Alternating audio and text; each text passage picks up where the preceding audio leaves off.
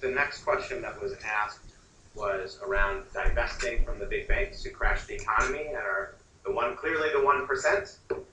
And you're not going to like my answer to this, but I'm going to be straightforward with you. And that is, in the city of St. Louis, we represent everybody. We represent you. We represent. There really aren't many 1%ers. They mostly live out in the suburbs, but we do also represent the corporations like Bank of America and the others. And we need everybody in the city. And I know you don't like that, and I get that. And you're not going to like that, but I'd rather tell you the truth than give you some mealy-mouthed answer.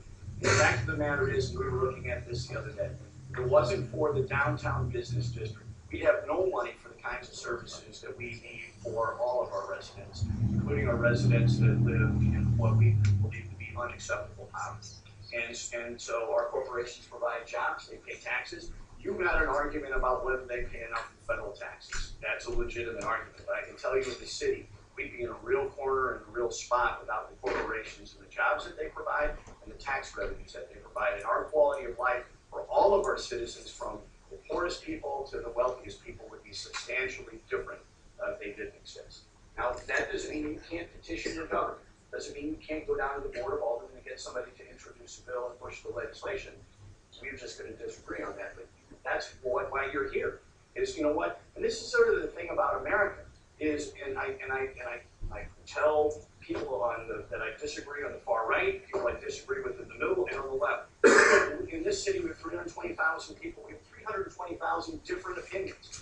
And what I say is, it's either my opinion, the other 319,999, you go to heck, you know, we're going to have chaos. And so we all got to work these issues out together.